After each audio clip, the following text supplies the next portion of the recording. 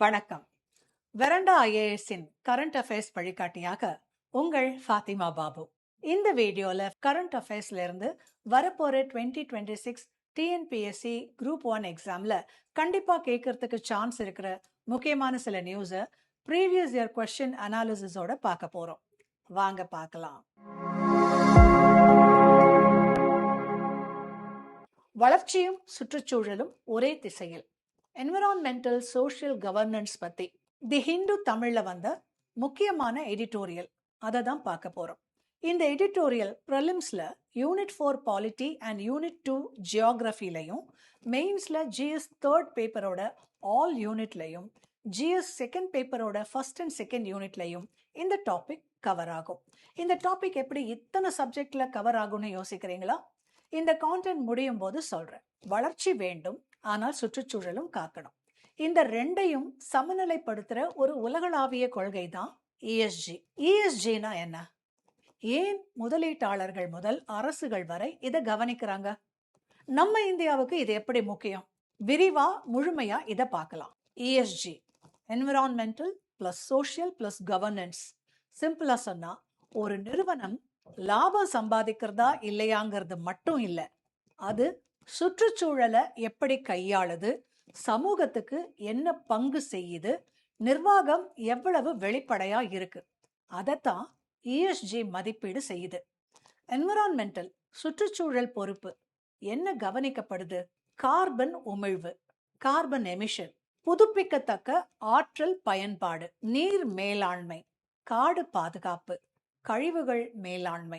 Background, industrial revolution முதல் உலகம் வளர்ச்சி பாதையில் போனது. ஆனா 20ஆம் நூற்றாண்டின் இறுதியில climate change, global warming, ozone layer பிரச்சனை இதெல்லாம் பெருசா தெரிய ஆரம்பிச்சது. 1992 Rio Earth Summit, 2015 Paris climate agreement, இந்த உலக ஒப்பந்தங்கள் சுற்றுச்சூழல் பொறுப்பை முக்கியமாக்கின. முக்கியமான டேர்ம்ஸ்: கார்பன் ஃபுட்பிரிண்ட், ஒரு நிறுவனம் வெளியிடுற மொத்த கார்பன் டை ஆக்சைடு அளவு. நெட் ஜீரோ, வெளியிடும் கார்பன் திஸ் ஈக்குவல்ஸ் டு உறிஞ்சும் carbon. Balance, renewable energy, solar, wind மாதிரியான புதுப்பிக்கத்தக்க ஆற்றல்.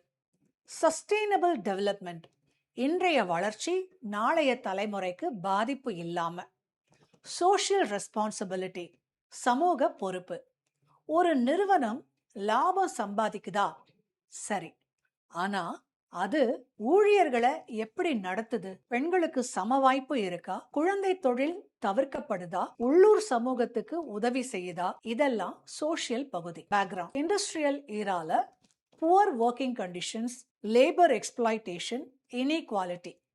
இதுக்கு எதிரா ILO, international labour organisation, human rights movements, corporate social responsibility.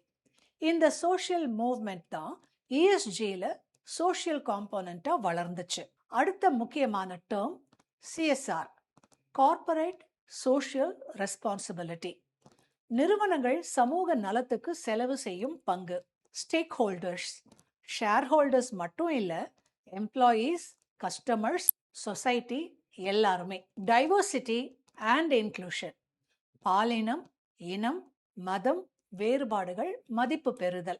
Governance, நல்ல நிர்வாகம், நிறுவனத்தின் நிர்வாகம் எவ்வளவு நம்பகமானது.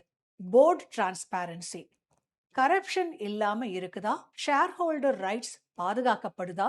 ஆடிட் கிளியரா இருக்கா? இதுதான் கவர்னன்ஸ். பேக்ரவுண்ட், 2000கள்ல என்ரான் போன்ற கார்பரேட் ஸ்கேண்டல்ஸ் உலகத்தை அதிர வச்சது. அதுக்கப்புறமா corporate governance reforms, SEBI regulations, independent directors, governance முக்கியமா மாறுச்சு. கவர்னன்ஸ்ல முக்கியமான டேர்ம்ஸ்: டிரான்ஸ்பேரன்சி, வெளிப்படைத்தன்மை, அக்கவுண்டபிலிட்டி, பொறுப்பேற்பு, கம்ப்ளையன்ஸ், சட்டங்களை பின்பற்றுதல், போர்டு இண்டிபெண்டன்ஸ், நிர்வாக சபையில சுயாதீன உறுப்பினர்கள். இஎஸ்ஜி அண்ட் இன்வெஸ்ட்மெண்ட், ஏன் முதலீட்டாளர்கள் கவனிக்கிறார்கள்? இப்போ உலக முதலீட்டாளர்கள் லாபம் மட்டும் பார்க்க மாட்டாங்க, லாங் டேர்ம் சஸ்டெயினபிலிட்டியை பார்க்கறாங்க. இஎஸ்ஜி ஸ்கோர் அதிகம்னா ரிஸ்க் குறையும், பிராண்ட் வேல்யூ உயரும், குளோபல் இன்வெஸ்டர்ஸ் இன்ட்ரெஸ்ட் அதிகரிக்கும். இதுக்கு பேரு responsible investing. Global trend. BlackRock மாதிரி பெரிய அசெட் மேனேஜர்ஸ் ESG முதலீட்டை ஊக்குவிக்கிறாங்க.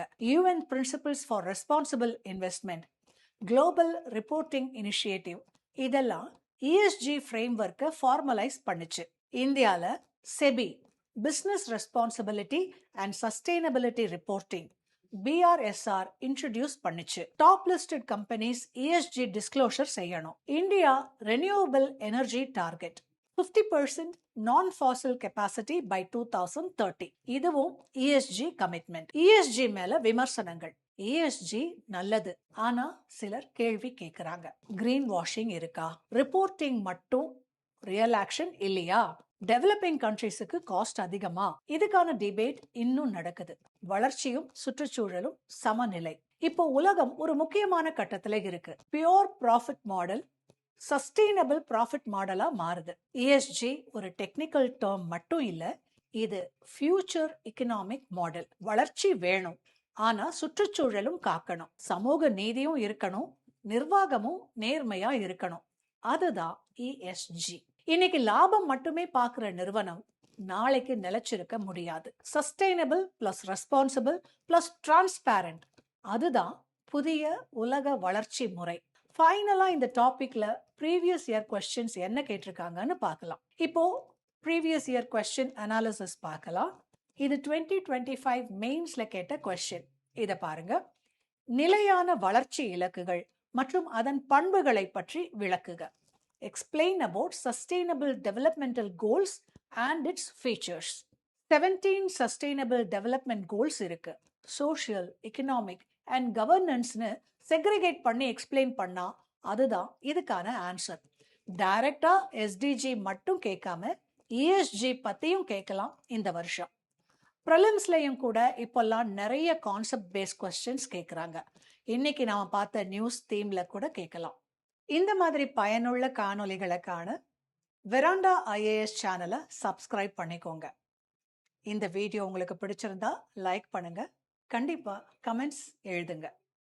இந்த காணொளி உங்களுடைய அஸ்பைரிங் ஃப்ரெண்ட்ஸ் யாருக்காவது பயனுள்ளதா இருக்கும்னு நீங்க நினைச்சீங்கன்னா இதை ஷேர் பண்ணுங்க. மறுபடியும் இன்னொரு காணொளியில உங்களை சந்திக்கும் வரை உங்களிடமிருந்து விடை பெறுவது உங்கள் ஃபாத்திமா பாபு.